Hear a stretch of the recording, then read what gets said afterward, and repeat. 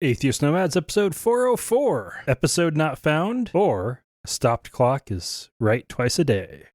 The podcast you're about to listen to includes cursing and talking about hoo-haws. Please be advised. Welcome to another episode of Atheist Nomads. I am Dustin, and joining me is Lauren. Hello. Somebody got their second COVID shot. Hooray. And mostly no ill effects. Yep. And didn't feel it going in. Yeah. I've been tired, cranky. With a toddler. With miscellaneous pains, but not related. Yeah. I don't think so. Yeah, it's good. And for oh god, the toddler. Every adult in America, you can now get the COVID shots. Yeah. So if you haven't gotten yours yet, you better get in there and get that done so that you don't get so you can pandemic. have a summer. Yeah, and get to see family and friends again in small groups. Don't be the holdout. Don't be the one person in your family who ruins it for everybody else. Get the shot, and then you can safely do 2 household gatherings per CDC guidance.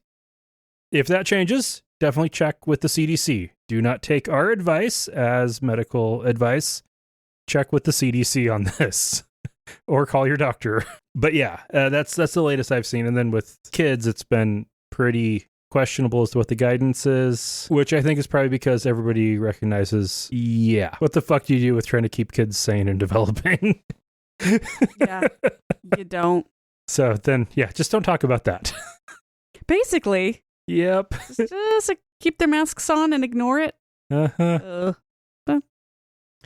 So then we've had another diet change because, after Halloween, Lauren definitely had way too much sugar and it didn't agree with her well. So we tried going back to low carb. And I had tried a low carb diet before that, but it wasn't really a low carb diet. That was in 2018, where I looked up what are the best ways to lower your cholesterol level? Because I'd gotten through a health fair at work a cholesterol test. And so did Lauren, but Lauren had just had a baby, and postpartum and breastfeeding cholesterol tests are basically irrelevant at that point. It was negligence that they even ran the test. Yeah. But for me, it was definitely evidence that I needed to do better. And so what I found was basically 3 things that seemed to be pretty steady. If you drink beer, keep drinking beer. Eat oatmeal, lose weight. So then I looked at, okay, how do you lose weight? Best option that seemed most plausible, especially with Lauren still being, having just had a baby and having all those meat cravings throughout the pregnancy, was maybe try the low carb diet while still having oatmeal for breakfast and still drinking beer. Which means not really low carb. That was, in all practicality, just a more of a whole foods diet. Cut out most of the processed foods and eating more veggies. And then we tried a more proper low carb diet. And I've got high cholesterol. Lauren's isn't. By proper, he means low carb, high fat. Yeah. Guess what happens when you eat a lot of fat? It gets lodged in your arteries. Yep. So, not doing that anymore. All right. So we're switching over to what we talked about, and then I looked it up, and it's called flexitarian. Try to keep the processed foods down, but the main thing is it's a really good example of a conventional healthy diet, unlike the low carb diets. And what has been really interesting looking into this, while looking at the whole flexitarian idea, where it's you mostly eat a vegetarian diet and have some meat and or fish sometimes, but not often. And it's being a low-fat diet that should be pretty good. It fits pretty closely with a lot of those diets that should help with cholesterol and high blood pressure, which I might have. And all seemed good. And then I had to think about, oh, great. So basically just going back to eating how I did growing up. Basically going back to an Adventist diet. Seemed awfully familiar. Uh-huh. And, that it's fair to say that a stopped clock is right twice a day. The Adventist Church gets attention every decade or so after a study is done, usually in Loma Linda, which is... Not biased at all. Which is a Loma Linda University is a medical school with the... Adventist Medical School. Adventist Medical School with a big hospital there. And it's a town that is so Adventist that McDonald's had a hard time actually getting to put in a restaurant there just a few years ago and had to make a ton of concessions on not having some things on the menu and having way more vegetarian options. And needless to say, they like to toot their own horn when it comes to health. Right. But these studies, what they do find is Adventists typically live longer than the average American. Vegetarian Adventists usually live even longer than Adventists who eat meat. And vegan Adventists tend to live even longer than that. But as a general rule of thumb, Adventists live longer than the average person. The average American diet is garbage. Right, that's the headline. It's ignoring the fact that the American diet is garbage. If you're above that bar, then congratulations, you're just not garbage. The average Adventist will live 7 years longer than the average American. You can also say that about the average Swede or Italian or Japanese person or... Yeah. Like half of Europe and Japan and South Korea. Right. It's the stuff that we have available here as part of our regular diets that is cheap, easy, and quick. Frozen pizzas, Hot Pockets, ice cream. If it has sugar and fat and it's wrapped in plastic, that's what Americans typically eat because we are overworked. Yeah. And exhausted. And a lot of us were not taught basic cooking skills. So what else are you going to do? So if you look at what do the Adventists do, they have the Adventist Health Message. It is one of the core things that they push out onto everyone. They proselytize vegetarianism? They do cooking classes on how to eat less meat and eat healthier. Basically, how to cook vegetarian meals for the family. They do cooking classes as a way of proselytizing. They do stop smoking classes as a way of proselytizing.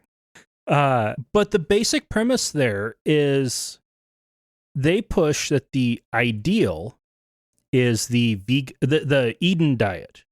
Oh, barf. So what did people eat in the Garden of Eden? It was all fruits and vegetables. So it was vegan. And that's not, most people can't handle doing that. So it's a vegetarian diet is kind of pushed as the reasonable ideal. And when you get vegetarianism preached every so often and have pressure every week to do vegetarian cooking and have to do potlucks anywhere from once a week to once a month where you have to bring a vegetarian dish, it really is the pressure is on to not eat much meat. So no shit, Adventists are healthier. They also are way less likely to drink and smoke and do drugs. And they're going to be healthier. Shocking. Yeah. The FDA even a couple years ago came out saying that the haystack, the Adventist haystack, not the Mormon haystack, which is very different, which is basically tortilla chips with a layer of beans, cheese, lettuce, olives, salsa, maybe ranch. It's a taco salad that you make yourself. It was deemed by the FDA to be the most balanced meal in America. The FDA did a press release on that. Yeah. And I'm sure an Adventist led that little announcement. Possible? That was during the Obama administration. So that was before Trump put a Adventist into a high-ranking government position. But he was in the housing of urban development, not... Okay, well, the reason why I say that is because if the FDA was doing a review on the most healthy meals, somebody had to mention an Adventist haystack. That was a study. That was only a couple years after the last Loma Linda study came out on these Adventist vegetarians living way longer than anybody else in the U.S. So somebody gave that to them to study in the first place. Yeah. Thus introducing bias into the whole. Oh, the other thing I have to point out about the Loma Linda study is that is also one of the richest Adventist communities because it's got a medical school and a hospital. A huge percentage of the Adventists in Loma Linda, California work at the hospital or university and make really good money. That study did not control for socioeconomic status. Yeah. You can't when you're doing a study where everyone is upper middle class or upper class. Yes. Yeah. Enjoy your fresh veggies. Uh-huh. You billionaires. But it is interesting, though, that Adventists were ahead of conventional medicine and research and dietary study and all of that on how to eat the healthiest way, specifically in the U.S., because in the rest of the developed world, they're doing fine. This is specifically an American problem. And the Adventist Church, even though most of its members are not in America, is historically an American church. Almost exclusively. Yeah. It was all developed for not good science reasons. It started off with James White and Joseph Bates figuring out that, oh, you should probably be going to church on Saturday, not Sunday. And then they kept looking at the Bible and they found, oh, it says here in Leviticus that you shouldn't eat pork or shellfish. So they stopped eating pork and shellfish. So is there like a menu listed in the Bible about what they ate in the Garden of Eden? No, that is assumed by God after the flood, telling Noah and his children and their wives that they can now eat animals, which implies that they didn't before that. But if God said it's okay to eat animals, then why wouldn't you listen to that? The principle here is sanctification, that when you are saved, you need to start doing, you will naturally start doing better and be moving closer and closer to being as good as you'll be in heaven as you live your life. And in heaven, there won't be any death, so obviously you won't be eating meat. Even though God said clearly that it's okay. Yes. That's just weird. You don't have to go back to the Garden of Eden for a menu option. He very clearly says one thing. Now, but then in Leviticus, it is specific. Like it is specific that you can only eat the meat of, cloven-hooved animals and fish with scales and birds that aren't raptors or scavengers. And okay, well, a lot more specific. Very specific rules. So they follow those. They ignored literally a couple verses later where it starts talking about blood and cooking young goats in their mother's milk. Nice. Adventists ignore those parts. Not that anybody's really going around. Well, anybody who's had a good creamy goat curry knows how good that is. But when it really started to pick up was with James White clearly guiding his wife, because she never mentioned masturbation in any of her writings. He wrote about it almost constantly. Solitary typical. Vice is what he called it. And that's what I refer to when I'm ice cream binging. They came up with the idea that to prevent young men from masturbating, all you needed to do was not excite the senses.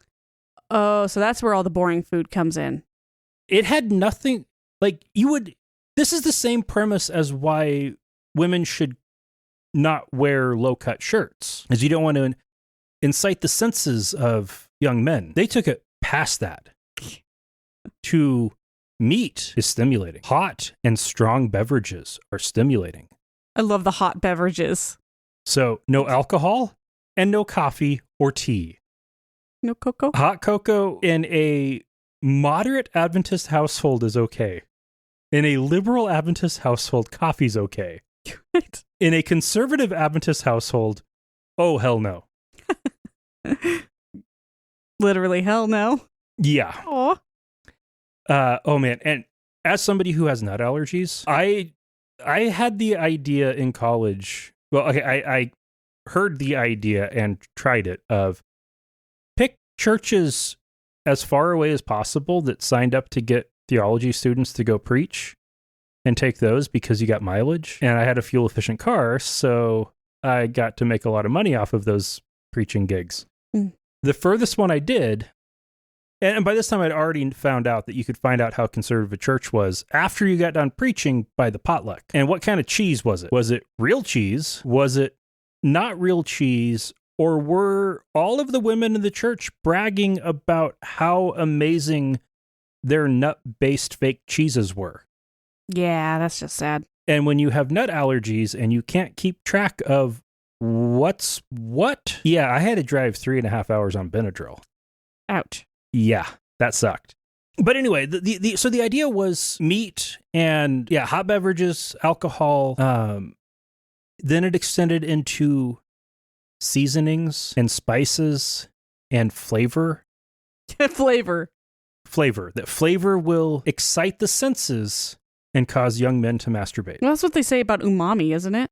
Why oysters are popular. Yeah. Then you get John Harvey Kellogg joining the Adventist Church many years later, and he takes it to a whole nother level with intentionally trying to manufacture the most bland food possible, like the original cornflake with no sugar. And one of the 3 people to invent peanut butter, he, of course, did not add any sugar or salt to it. That makes my mouth dry just thinking about it. It was just ground up peanuts. Yeah. He tried to create a way, and then he came up with the idea of, if you just cut off babies' foreskins, then they won't masturbate as teenagers. Baby, challenge accepted. Which it hasn't stopped any male since. So the whole idea behind the Adventist Health Message was a combination of sanctification, getting more holy by eating more like you will in heaven. You won't eat in heaven. They believe you will. Ugh. There's no sex, but you'll eat. And trying to prevent men from masturbating. None of that in heaven. It just so happens that eating less fat and salt and less processed food will make you live longer than the average American. Because you got to remember that the number 1 killer in America right now is still heart disease. Yes. So we have a problem with that. So they got slightly above the bar there is not a big deal. They are. It is a big deal, actually. They are statistically above the bar, significantly above the bar. By the time you're up to 8 or 10 years above the average in the U.S., you are also above the average in other countries that are doing better. Oh, that's good. Yeah. So Adventists do live longer than most humans do. They got there for all the wrong reasons. Their life just sucks. They coincidentally happened to figure out how to eat healthy. Nah, I'm sure there's lots of plenty happy with their non-sugared cornflakes. Oh, nobody makes the non-sugared cornflakes because John Harvey Kellogg's brother took the idea and made something actually marketable. Worse, they eat plain oatmeal. The devil's breakfast, as I call it. Oh, man. Yeah, oatmeal. But it's good for you. Douse it in maple syrup. Just smother. A new study has been published in the Journal for the Scientific Study of Religion looking at phallic insecurity. What they found... Hold on. Let the listener stop laughing first. All right, continue. What they found is that regions in the United States that have more evangelicals in it have the highest rate of doing Google searches for male enhancement, make penis bigger, or similar stuff than any other parts of the U.S. You don't need to go search it on the internet. You're receiving at least 3 emails a day telling you exactly how to do that. They also corrected for gender, political ideology, age, the percentage that were married in each state's population, the percentage who were black, and education. Okay. And still found evangelicals are more likely to search for male enhancement on the internet than anybody else by a long shot. I mean, a part of me is like giggling and saying, well, duh. But the other part of me is like, no, really, why? What is it about the evangelical message that's making these guys feel like they're not pleasing their women? Or no, they're not manly enough? Okay, so to quote the study, quote, though there have been dissenting voices and counter movements within mainstream evangelicalism, writings of prominent evangelical thought leaders has for decades relied on phallic symbolism and even explicit phallic references to either valorize physical strength or, more often in the negative, castigate Christian men for their lack of manliness. Wow, that's fucked up, but makes sense. Because it's really hard, even as somebody who is like new to a religion, to escape the dogma of the people who have been talking about it for the past 50 years. Yeah. Heck, atheism is like that too. Yeah. It is so hard to get out from under the influence of a handful of white dudes telling it how they think it is, that's hard. Now, it sounds like in this case, it's probably more like thousands of white dudes. Well, thousands of white dudes compared to the horsemen of the... Yeah. What do you call that? The four horsemen of the apocalypse. Apocalypse, Yeah. that was... But yeah, so and it's a great example of the... Oh, and quick note on that. Dawkins, get the fuck off Twitter. Jesus. Toxic masculinity. Yeah. I can't say that it started in evangelical churches. It's always been there. But if it didn't start there, it metastasized there. Apparently they're using it. Yeah. They're weaponizing it. Against their own members. Against their own members. And that's still defeating. And if you look at the effect of this, you can see it in changes in products. Most notably, Dodge pickups. What? Yes. Dodge pickups went from... Is that why you had a poster of one up on your wall as a kid? No. Oh, wait, you weren't. Wrong religion. Yeah. No. That I read it and I was convinced that was the best vehicle based on the stats they provided in that advertisement. And so I put it up on the wall. That's awesome. I was a geek and they gave numbers. Respect. But they were the ones who first went from pickups being boxy to looking like a miniature big rig. And then you get into the 2000s and they started pushing, that's not enough. It needs to look aggressive. Yeah. So you did that with the VW Bug. Yeah. It's like, why are you making a Bug look... what? How do cars look aggressive? So you get the forward slanted grille. Yeah. The angry looking headlights. The tilted headlights to make them look angrier. So demented, but it works. The trucks got wider. They got taller. They just got bigger. The noses got squarer, but still angry looking. When you see a guy drive by in a huge ass truck, you say, oh, he must be making up for something. That's not too far off the... No, it's not. It's the obsession with guns.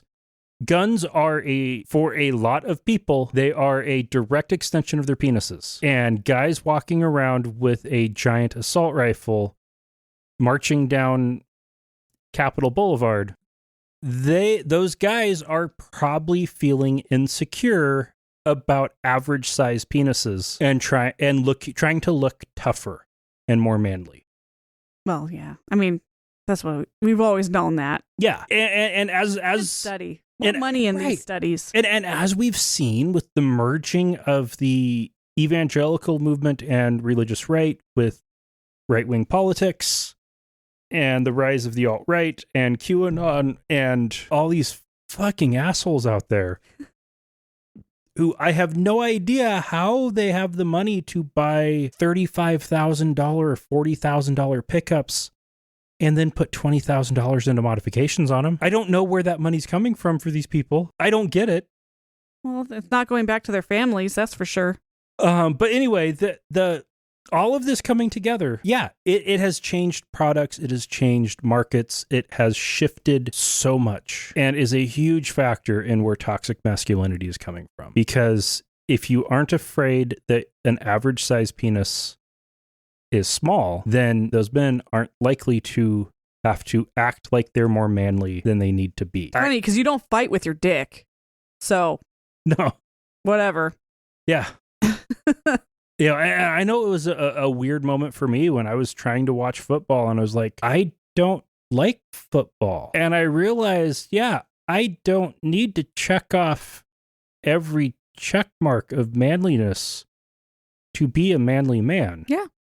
You don't have to check off everything, and you don't have to check off anything. Right, but not checking off everything doesn't make you any less manly. Yeah. Yeah, MyPillow Guy. Oh, fuck him. Is he in this? He's up again, huh? Oh, yeah. And not for his lawsuits.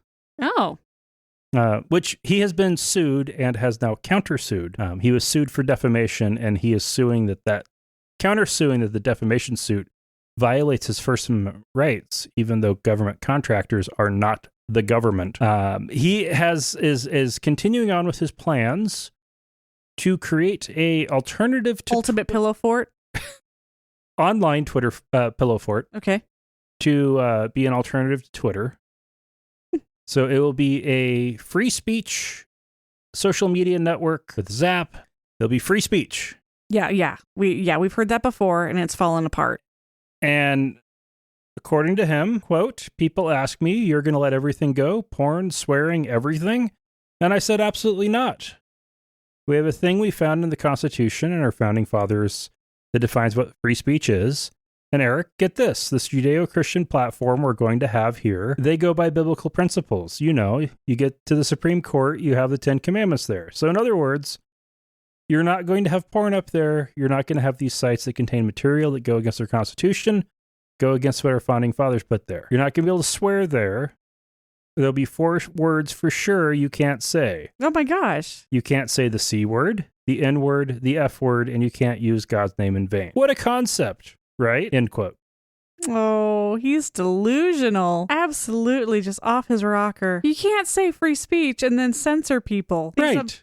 Biblical terms, because he's getting his politics, his religion, and internet trolls all mixed into one big bag, and that's not good. Right. So basically the principles are going to be you can't write anything against the Constitution, which means what? Down with that font? Is that a bannable offense? And then you can't say 4 words. That's less than George Carlin's 7. No, those are just the ones he listed off the top of his head. Right. Oh, I'm sure the list of bannable offenses is going to be very long. Yeah. And it's starting to sound a lot more like a conservative Christian platform than a free speech platform. They're trying to make it the same thing, and it's just not. I think most people recognize that's bullshit. Mm-hmm. You can't conflate those 2 ideas into one. And you can't sell 2 pillows for the price of 1 pillow all over the world and claim that that is a single product. You have to sell them as 2 pillows. Got sued for that. Oh. The whole buy one, get one free? Yeah. No, you're buying 2 of them, and you have to say that. You can't say buy one, get one free when you can't purchase one. Okay, so not surprising that the only place I've seen is pillows, and I haven't for quite a while. Well, a long time. Was at Albertsons, where they have 90% of their products on permanent sale. Oh, yeah. Also, the as seen on TV section, that's a huge business marketing campaign. So he got in with those guys and got rich, and now he thinks apparently he's some kind of a biblical scholar or something. Yeah. In North Dakota, they have signed into law a new bill allowing public schools to put up copies of the 10 Commandments in classrooms. Eye roll. More precisely, it makes them immune from getting sued for it. Right, but they're going to get sued for it. In federal court. So... Which makes the state law irrelevant. Yep. But yeah. Hey, do they have a legal defense fund that the legislature is pouring money into like Idaho does? Probably with... Gotta fight those stupid laws with something. I'm sure there's oil money going into that. Apparently, we can't trust our own attorney general because he's too uppity. The same bill also allows students to recite the Pledge of Allegiance. Allows them? Mm-hmm. Pretty sure they're still allowed to. Anywhere. In most states, they're required to. Yeah. Unless they opt not to. It's never been an option. Okay, in most kids to. Now that's a law. Yeah. That I can see somebody actually trying to pass, which would immediately get shut down. But saying you're allowed to? Yeah. So the original version of this bill allowed for just putting up the 10 Commandments. But that was recognized as tomfoolery? Yeah. So it was revised to allow schools to display the 10 Commandments with the display of other historical documents. So you can have... Such as in a world religions class and nowhere else? No, in any classroom in any school. Historical documents? So you could have a poster with the 10 Commandments and the Constitution and Magna Carta and Hammurabi's Code, and you're good to go. Conceivably, other documents, it could just be with the Constitution. Yeah, that's what they mean. And you're good to go. Because it's like, the 10 Commandments has, not a whole lot of basis in American history, except for all these lawsuits. Yeah. Now, the Satanic Temple and American Atheists both have posters ready to go and printed that comply with laws like this. They've got both In God We Trust and 10 Commandments ones that have, full compliance and explanation of the bullshit rules. Yep. I love it. So if you happen to be a North Dakota teacher, reach out to those organizations and get a poster. If they don't have one that complies with your state's laws, they will develop one quickly. If you have a second job lined up. That's a legit problem. If you try to be facetious as a teacher, you lose your job. Not that you have much to go for anyway. It's not like you're getting paid more or respected more. If the poster complies with a bullshit law that protects you from being sued, no. Generally, where this has been attempted, the end result ends up being the school opts out of having those posters up at all. Yeah. It was Kentucky that happened, and a teacher got a Satanic Temple poster to put up, and they're like, yeah, we're not doing this. And we're done. Shut that shit down. Arkansas has passed a new law. Well, so far, their state House of Representatives has passed. It hasn't gone through the state Senate yet. So this one could still fail. It would allow public schools to teach creationism as a theory of how the earth came to exist in science classes. Okay, so just making it legal what they're doing anyway. I mean, that's how I was taught in a public school. That has been illegal and in violation of Supreme Court precedent for many years. Well, yeah. And if I wasn't, a shy 7th grader, I would have gotten that guy fired. But nobody stands up to a teacher. So the exact reading of the bill is, quote, a teacher of a kindergarten through grade 12 science class at a public school or open enrollment public charter school may teach creationism as a theory of how the earth came to exist. This section is permissive and does not require a teacher to teach creationism as a theory of how the earth came to exist. Right. I think the Satanic Temple should release posters for that.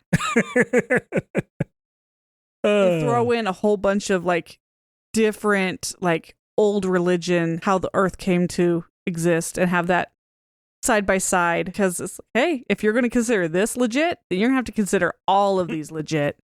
So this is attempting to overturn a federal court ruling against the Arkansas Board of Education in 1982 that stopped them from teaching creationism in schools. That did not become binding precedent outside of Arkansas because Arkansas didn't appeal the case. So it never went beyond the district court. A couple years later, a very similar case in Louisiana went to the Supreme Court and became binding precedent for the entire United States. You can't teach creationism or creation science or intelligent design or any other way of trying to teach creationism in public schools. And Arkansas decided, they want to anyway. Legal defense funds, I guess. I mean, these guys are just rolling in dough if they can afford the lawyers to keep trying to fight these stupid laws. And then they just... It's the Attorney General's job to tell them to stop doing this bullshit, right? Yeah. And then they're relying on the U.S. Supreme Court to say, yes, teaching religious dogma in the classroom is fine. They're betting on the new Supreme Court. They're betting on a Catholic majority court. Yeah. Catholics are not creationists. Catholic dogma is that evolution happened. Yeah, that's... So if they're relying on Catholics to say, yes, you can teach creationism, they might be barking up the wrong tree. All they see is conservative religion in one as a description for the court, and they're like, oh, these guys are on our side. And then they look at you as like, fuck no. Like, there's a reason why Catholics and Protestants, as evangelicals especially, used to not get along. It's that they didn't used to agree on much at all. They still don't agree on a lot, but it's enough. In Georgia, the pastors of more than 1,000 black churches are calling for a boycott of Home Depot. Okay, that's awfully specific. Yes. This is because Home Depot is headquartered in the Atlanta metro area, and the other companies headquartered in the, major national companies headquartered in the Atlanta metro area all came out publicly against Georgia's new voter suppression laws. So you're saying Home Depot's the only one? They are the only one who hasn't. Wow. Okay. I assumed that this was just like a weird, okay, we need to pick somebody to boycott, so let's pick these guys. No. I knew that was a shit show. I didn't realize it was that one-sided. Coca-Cola. Good for them. Delta, CNN. Yeah. Oh, yeah. They've all come out loudly and publicly against it. Nobody cared until the sports started pulling out, though. Yeah, sports pulled out. And Home Depot's statement was that they believe elections should be, quote, accessible, fair, and secure, end quote. Nice code words there. Accessible would mean don't have voter suppression. Secure is code for have voter suppression. Yeah. And fair is both sides claim that. So, yeah, they're trying to have their cake and eat it too. And these pastors are seeing right through that. I hope that they can get some good done. You can't tell people that they can't vote at churches, because when that's the majority of where people vote in a lot of those counties. Oh, it wasn't. I'm sure these pastors were pissed when. That wasn't what it was. It was not allowing early voting on Sundays. Right. When black churches have been doing get out the vote drives, where they've gotten their members to go from church directly to the early voting sites to vote. Oh, yeah. Okay. But they've had direct involvement in voting and voting rights for, I don't know, 70 years at least? Since at least the 1950s. Yeah. So, yeah, they're going to stand up for that. Mm-hmm. A Yemeni model, Intisar al-Hamadadi, age 20, was arrested in the capital in February, along with two friends who were traveling to a film set. They were arrested because she has been modeling and acting not wearing a hijab. Uh-huh. And the people doing the arresting were the Houthi rebels. I'm going to need some background on this. Yemen is in the middle of a many-year-long civil war with a Saudi and U.S.-backed government and Iranian-backed Houthi rebels. And the Houthis are Shia Muslim, Sharia law, strict enforcement of all of Sharia law, where they're Shiite Muslim. The Sunni Muslim Yemeni government, which has lost control of most of the country. Sounds like it. Doesn't care as much and doesn't enforce a strict set of Islamic rules. They're probably more on hey, we have this famous model that actually, brings recognition to our country. Uh-huh. Let's use her. Yeah. Not necessarily use in a good way, but use still. They don't want her getting arrested for Yeah. But the Houthis, they arrested her and are trying her for violating Islamic dress codes. She okay? I don't know. I hear stuff like this. I'm like, oh, she's dead. But maybe not. Maybe. Don't know yet. Well, I hope she's okay. Yeah. So one version of the story is that she was arrested by the rebels. The other group of the story is she was abducted by Islamic extremists. Yeah. Okay. Well, obviously, I mean, that's two sides of the same coin there. Yeah. Yeah. You can probably tell which side I'm lying on. A Nigerian televangelist has been kicked off of YouTube and is now calling on his members to pray for YouTube. Pray for God to convince YouTube to reinstate his channel. Right. Specifically, what he was doing that got him in trouble was gay conversion. Sensitive topic. Uh-huh. One particular video showed TB Joshua, the pastor, slapping a woman and her partner. He called this woman's partner her second partner, apparently because it was a woman and not a man. Couldn't be a first partner, had to be her second. Slapped them 16 times on camera until one said that she no longer felt affection for her partner. Yeah, okay. And that was on YouTube. Yeah, that's messed up.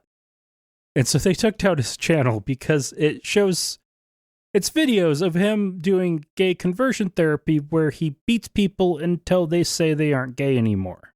Yeah. Yeah, he probably pays them to let him beat them. Say, okay, hold out for about 20 strikes, then, come out as straight, and here's your money. And then he got kicked off of YouTube where he makes all of his money.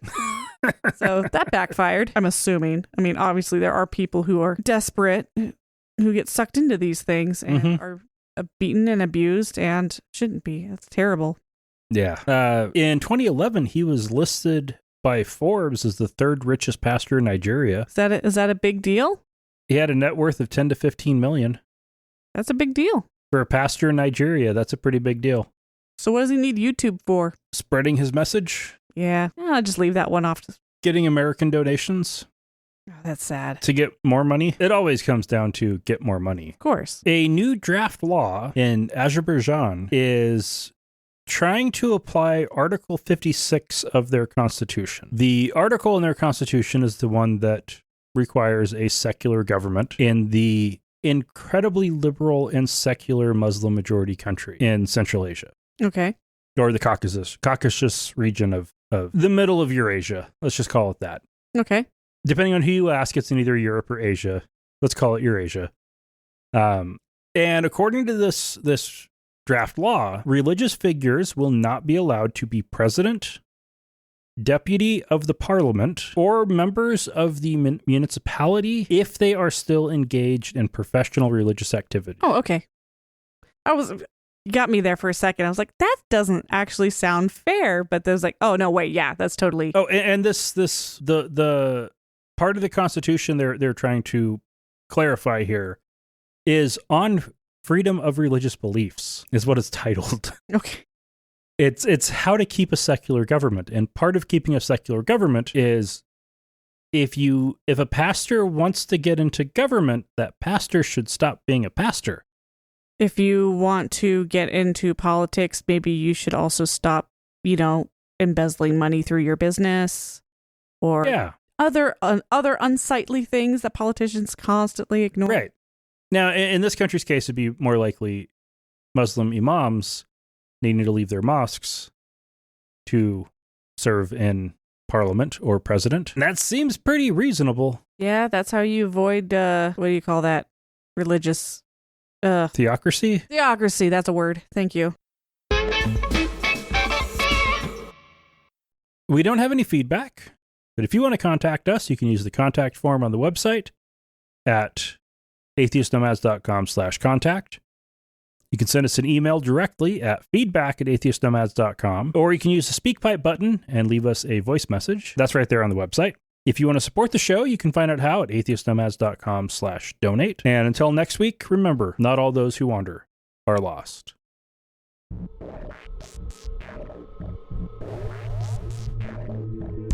Thank you for listening to another episode of Atheist Nomads. You can find show notes and contact information at atheistnomads.com. Follow us on Twitter at Atheist Nomads, and like us on Facebook at facebook.com/Atheist Nomads. Please subscribe to the show in iTunes, Stitcher, or your podcatcher of choice, and while you're there, feel free to leave us a review. Theme music is courtesy of Sturdy Fred. Until next time, this has been the Atheist Nomads.